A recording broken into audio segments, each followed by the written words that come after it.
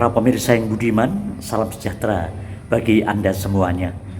Senang sekali saya bisa menjumpai Anda kembali dalam kanal Bambang Suwarno Ministry. Para pemirsa, di Indonesia, seorang hakim yang bertugas di Mahkamah Agung itu disebut dengan Hakim Agung. Peran, tanggung jawab, dan kontribusi para pendekar hukum itu dalam upaya penegakan keadilan di Indonesia tentulah pasti sangat besar. Karena itu saya berdoa kiranya para hakim agung di Indonesia itu sungguh-sungguh bisa menjalankan tugasnya dengan sebaik-baiknya, dengan sejujur-jujurnya, dan dengan seadil-adilnya. Tapi video saya kali ini tidak sedang membahas para hakim agung di Indonesia itu. Melainkan saya akan membahas sosok yang adalah juga hakim agung, tapi hakim agung yang paling agung. Jadi dia adalah hakim yang paling agung, atau bisa disebutkan sebagai sang hakim yang maha agung. Siapa dia? Tidak lain dan tidak bukan. Dia adalah Tuhan Yesus Kristus. Tuhan Yesus adalah sang hakim yang maha agung, melampaui segala hakim yang pernah ada di Indonesia, bahkan di seluruh jagat raya ini. Dia hakim yang maha agung. Kenapa saya mengatakan seperti itu? Karena sesuai dengan ajaran kitab suci yang kami percayai, bahwa Tuhan Yesus itu, atau Kristus, atau sang hakim agung itu, dialah yang akan menghakimi semua manusia. Ya, semua manusia yang pernah ada di muka bumi ini sejak zaman Adam sampai akhir zaman nanti, sampai pada hari penghakiman terakhir nanti, semuanya akan dihakimi oleh hakim yang maha agung ini, yaitu Yesus Kristus. Saudara, pada kedatangannya yang pertama, dia datang sebagai Raja Mesias yang menderita untuk menebus dan menyelamatkan umatnya dari dosa mereka. Tapi pada kedatangannya yang kedua, pada akhir zaman nanti, dia datang sebagai Raja dan sebagai Hakim yang maha agung. Memang Perjanjian Lama itu menulis dan mengajarkan bahwa satu-satunya yang menghakimi bumi, yang menghakimi semua manusia itu adalah Tuhan Allah sendiri. Tapi kenapa saya jelaskan bahwa Yesus adalah yang akan menghakimi semua manusia pada akhir zaman? Ada penjelasannya. Sesuai Perjanjian Lama, memang Tuhan Allah sendiri, seperti yang disebutkan oleh Abraham dalam doa syafaatnya untuk kota Sodom yang akan dihancurkan Allah karena dosa-dosa Sodom akan diluluh lantakan, akan di bumi hanguskan oleh Tuhan Allah. Abraham menyebut Tuhan yang akan menghukum itu sebagai Tuhan yang hakim bagi seluruh bumi. Jadi Abraham menyebut Allah sebagai hakim seluruh bumi. Bukan hanya Abraham, tapi Raja Daud juga mengatakan, misalnya dalam Mazmur pasal 7 ayat 12a, Daud mengatakan, Allah adalah hakim yang adil. Allah adalah hakim yang adil. Itu Mazmur pasal 7 ayat 12a. Tapi juga Nabi Yesaya, dalam kitab Yesaya pasal 33 ayat 22a, Yesaya juga mengatakan, sebab itu Tuhan ialah hakim kita. Saya mengatakan Tuhan adalah hakim kita. Jadi menurut perjanjian lama, ajaran yang menyebutkan bahwa Allah itu hakim itu benar, nggak salah, sah-sah saja, tidak ada masalah dengan hal itu. Ya. Itu menurut perjanjian lama dan berlaku pada zaman perjanjian lama. Tapi setelah Allah itu berinkarnasi, Sang Firman yang adalah Allah itu berinkarnasi menjadi manusia, yaitu Yesus Kristus, maka kewenangan, kuasa untuk menghakimi seluruh umat manusia itu diserahkan kepada Sang Anak atau Yesus Kristus. Ya, itu dicatat dengan jelas dalam Perjanjian Baru. Itu diajarkan dengan sangat jelas dan banyak ayat yang menjelaskan tentang peran Yesus Kristus itu sebagai anak Allah, tapi juga sebagai anak manusia yang akan mendapat kuasa untuk mengadili. Kuasa dari mana? Kuasa dari Allah Bapa sendiri. Ya. Lebih jelasnya mari kita buka Injil Yohanes pasal 5. Injil Yohanes pasal 5 ayat 22 dan 27. Injil Yohanes pasal 5 ayat 22 dan 27. Bapa tidak menghakimi siapapun. Bapa tidak menghakimi siapapun, melainkan telah menyerahkan penghakiman itu seluruhnya kepada Allah. Menyerahkan penghakiman itu seluruhnya kepada Anak, yaitu Anak tunggal Bapa, yang tidak lain dan tidak bukan adalah Tuhan Yesus sendiri. 27, mari kita lanjutkan.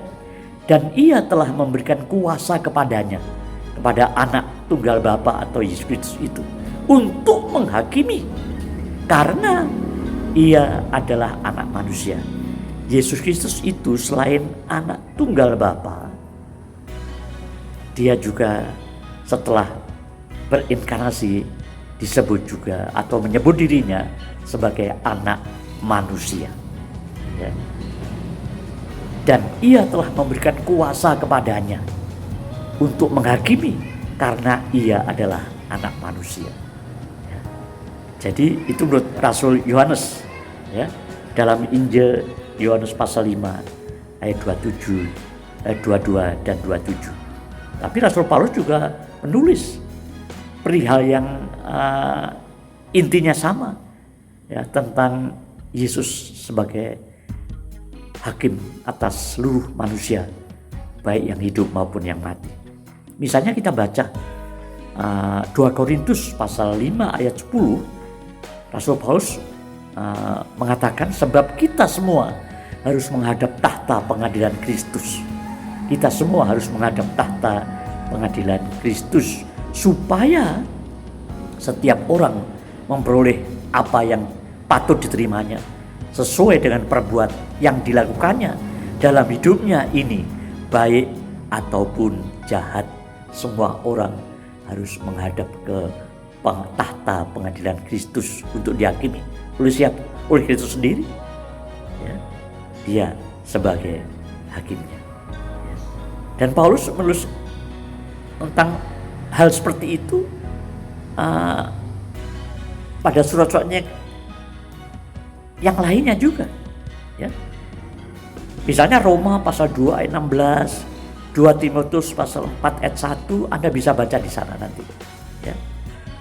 Paulus menjelaskan atau mengatakan hal yang sama seperti yang dikatakan oleh Rasul Yohanes, bahwa Yesus adalah sang hakim yang akan menghakimi semua manusia, baik yang hidup maupun yang mati, sesuai perbuatannya, baik jahat atau yang baik. Ya, itu semuanya kan menurut Rasul Yohanes dan menurut Rasul Paulus. Tapi bagaimana dengan Tuhan Yesus sendiri? Apakah dia pernah mengakui bahwa dia juga adalah yang berkuasa untuk menghakimi semua manusia pada waktunya? Ya, dia mengakuinya dengan jelas. Inilah pengakuannya. Kita bisa lihat dalam Injil Matius pasal 16 ayat 27. Matius pasal 16 ayat 27, Tuhan Yesus berkata demikian. Sebab anak manusia akan datang dalam kemuliaan Bapanya. Anak manusia akan datang dalam kemuliaan Bapanya, diiringi malaikat-malaikatnya. Ini pada akhir zaman. Anak manusia akan datang dalam kemuliaan Bapanya, diiringi malaikat-malaikatnya. Pada waktu itu, ia, anak manusia atau Yesus Kristus, ia akan membalas setiap orang menurut perbuatannya. Ia akan membalas atau menghakimi atau mengadili setiap orang menurut perbuatannya. Matius pasal 16 ayat 27. Itu diakui oleh Tuhan Yesus sendiri, saudara. Jadi karena itu saya tidak ragu lagi. Tidak ada keraguan yang membingungkan kita untuk menerima fakta dan kebenaran Alkitabiah bahwa anak manusia atau Yesus Kristus itu memang adalah Sang Hakim yang Maha Agung. Artinya apa? Artinya Yesus Kristuslah satu-satunya pribadi yang akan menentukan nasib akhir semua manusia atau masa depan kekal kita semuanya. Dialah yang menentukan surga atau neraka kita semuanya.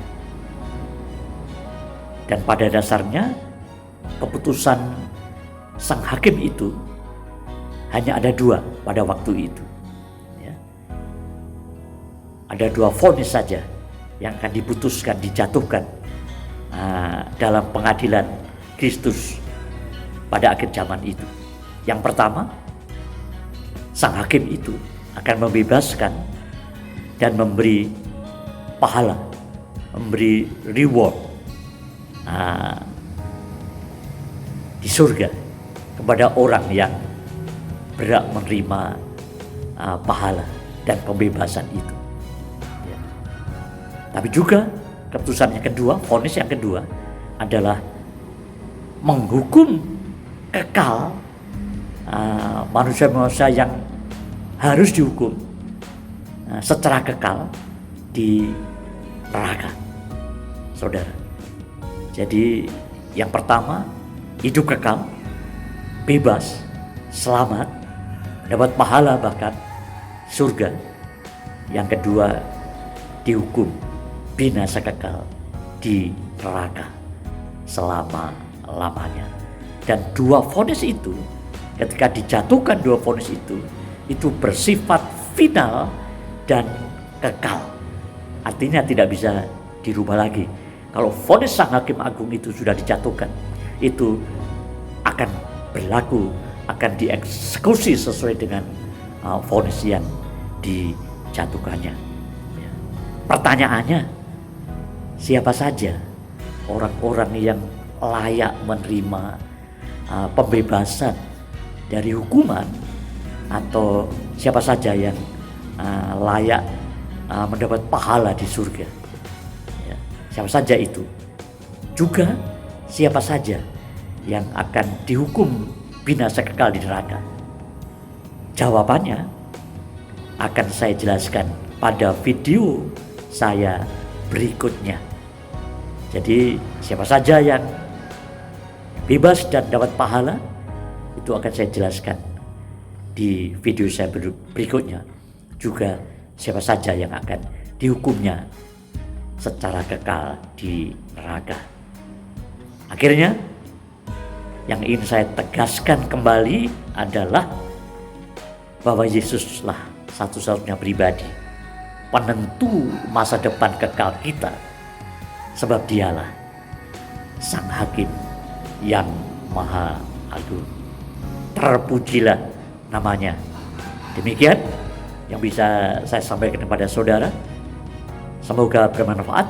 Tapi sebelum pamit, saya mohon Anda berkenan untuk mengklik subscribe, like, dan share agar kanal Bambang Suwarno Ministry ini bisa menjadi berkat untuk para pemirsa yang lainnya yang lebih besar lagi.